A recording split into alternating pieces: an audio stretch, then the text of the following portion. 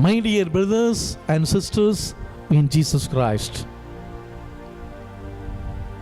we are living in the midst of fear and anxiety.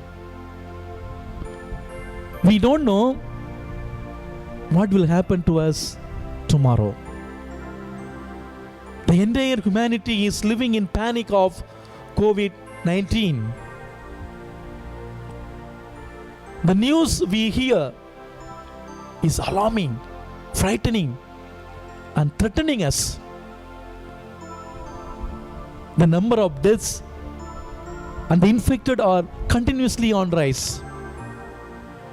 We are isolated and locked up in our homes. In this emergency situation, the fifth Sunday of the Lenten season invites us to reflect on life with the words of Jesus. I am the resurrection and the life. There is an expectation for every birth. No one likes to face death. Once a young lady came to a sage and asked whether there is any way to avoid death. He said, "Why are you afraid of death?" She listed out the reasons for her fear. The sage said that she should not have been born if she wants to avoid death. If we are born on earth, one day we ought to die. Death is certain.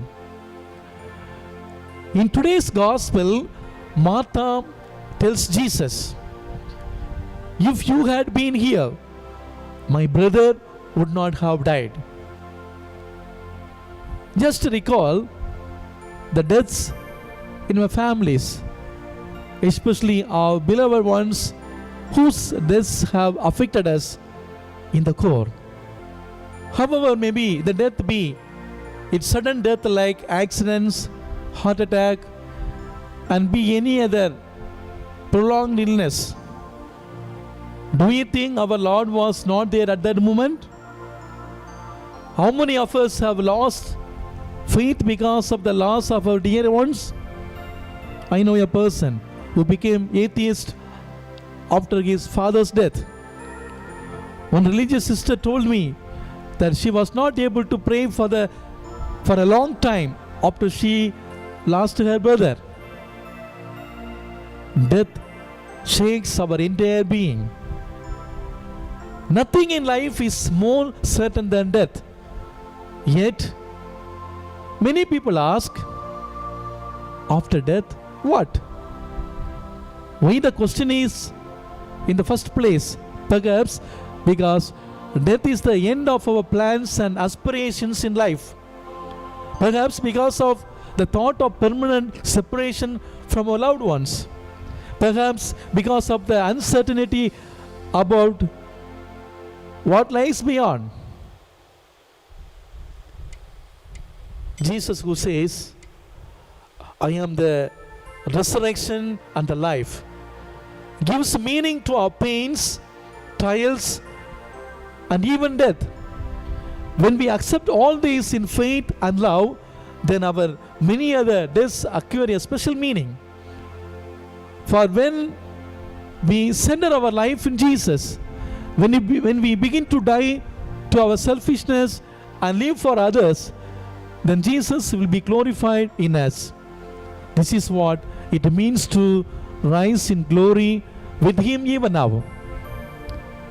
As followers of Jesus, we believe in the resurrection of the dead, that the death is not the end of everything. Rather, it is a passage into eternal life, and that the life hereafter is only a continuation of this life, because this life after death could be ours only on one condition, namely to believe in Jesus. He who believes in me will live even though he dies, and whoever lives and believes in me will never die. During the season of Lent, our Mother Church invites us to die to ourselves. The only way for Jesus to become our life and resurrection, then our resurrection from our many other deaths will not come as surprise when Easter comes. And this is the good news of today. My dear brothers and sisters, in the episode of Lazarus being raised to life, we have another important point to ponder and to take it for our life. This is the power of words. In Matthew 9:6 we read, Jesus is telling to the paralytic man, get up, take your bed and go home. He gets up, takes his bed and goes home in the midst of Pharisees and Sadducees who are critical of Jesus. In John Gospel 5 chapter verses 1 to 8, the passage we read last week, Jesus saw a man invalid for 38 years near pool at Bethsaida. He asked him, do you want to be healed? Get up, take up your mat and walk. That man who was lying there for 38 years got up and walked out. This is the power in the words. There is a power in the word of God. In Luke's Gospel, chapter 6, verses 6 to 10, Jesus enters the synagogue and sees a man with withered hands. He cannot stretch his hands, cannot eat and do anything. Jesus looks at him and sees those around him there. He told him to stretch out his hands. He stretched out his hands, and to everyone's surprise, he was healed. What a power to his words. In St. Mark's Gospel, chapter 5, verses 35 to 40, Jesus is deep asleep in the boat. Disciples are crying out of fear, seeing the storm. They are waking up Jesus, telling that they are dying. Jesus says to the sea, be silent. The sea became calm. God's words have power. It has the power to give life. In the Old Testament, 1 Kings chapter 17 verses 11 to 12, Prophet Elijah was saved to life by the widow from Zarephath. Her son dies and she prays to him to do something. Elijah cries out to the Lord and prays for her dead son. The Lord heard Elijah's cry, and the boy's life returned to him, and he lived.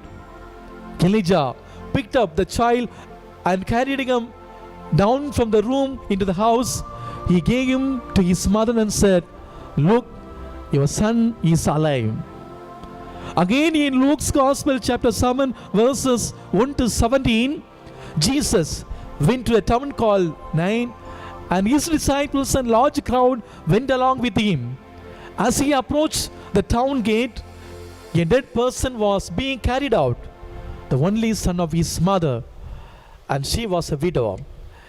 Then he went up and touched the where they were carrying him on, and there and stood still.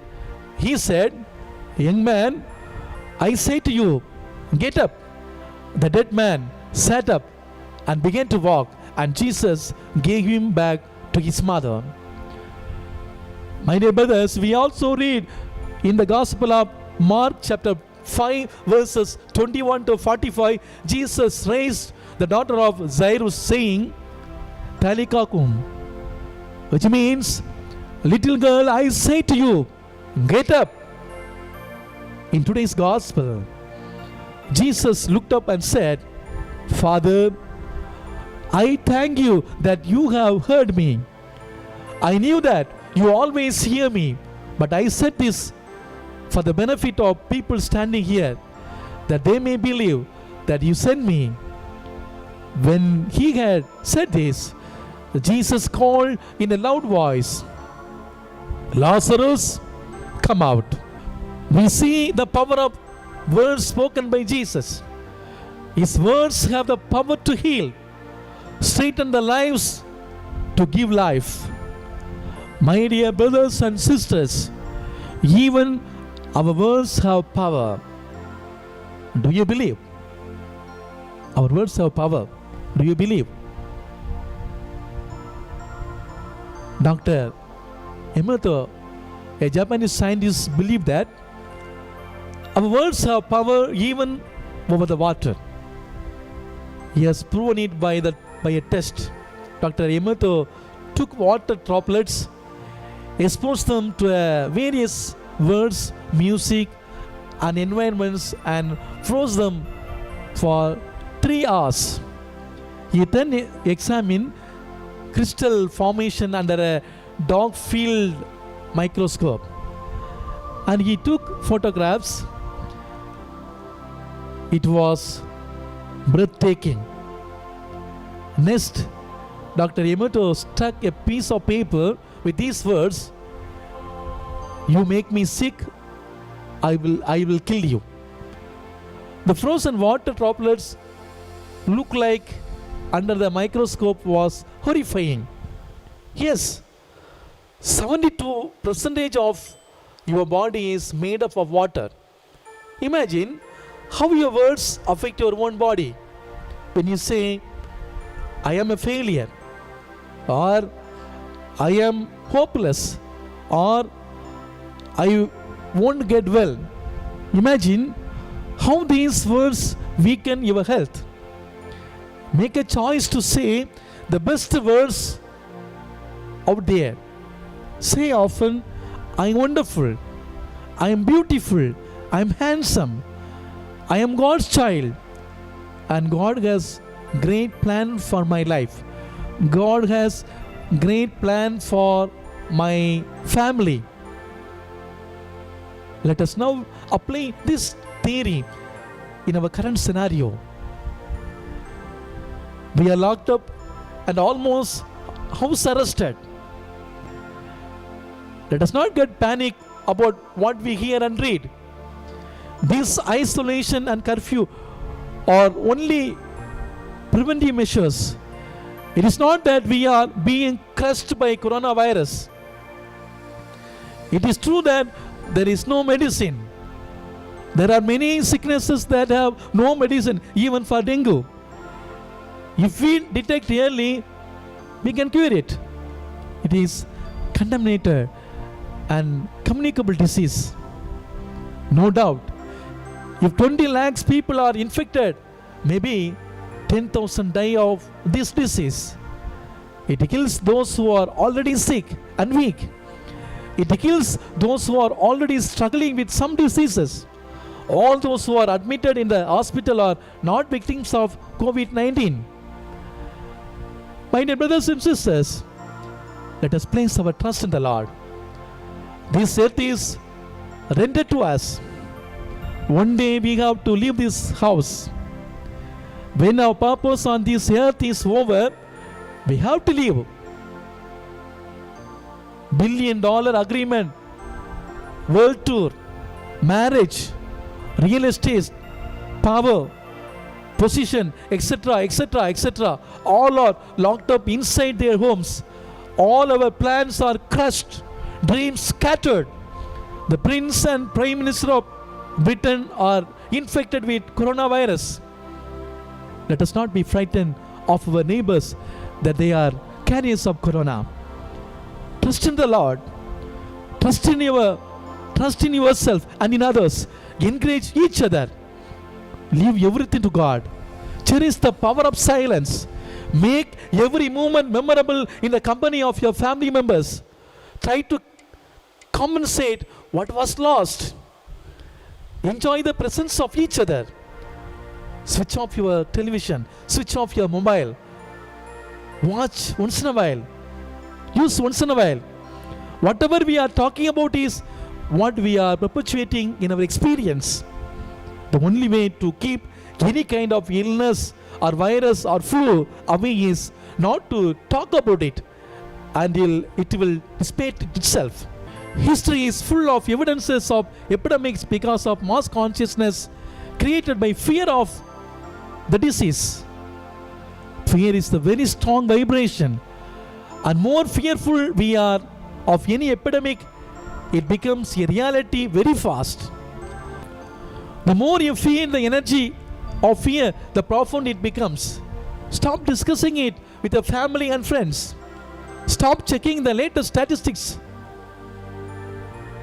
Hook yourself with the ever-flowing stream of well-being. Our consciousness is connected with universal cosmic energy. COVID-19 is not a natural calamity. It is a man-made epidemic. It is a fruit of utter selfishness and greediness of human beings. The desire to become a strongest nation, desire to establish one's economy over all other, have caused this suffering in this world. In today's first reading, through the prophet Ezekiel, the Lord God tells, I will open your graves and bring you back. I will put my spirit within you, and you shall live. And I will place you on your own soil. Then you shall know that I am the Lord. I have spoken and will act, says the Lord. It is a time for us to keep ourselves open to the Lord, that He may dig us out of our selfishness, greed and pride. He may fill His spirit within us, and it is another opportunity for us to become His people once again. Let us listen to His word, and we shall live. Now let us close our eyes and repeat the prayer that our Holy Father has taught us. I am vaccinated by the precious blood of Jesus Christ. No virus can touch me. Keep saying 10 times. I am vaccinated by the precious blood of Jesus Christ. No virus can touch me. I am vaccinated through the blood of Jesus Christ. No virus can touch me. I am vaccinated through the blood of Jesus Christ. No virus can touch me. I am vaccinated by the blood of Jesus Christ. No virus can touch me and my family. Amen.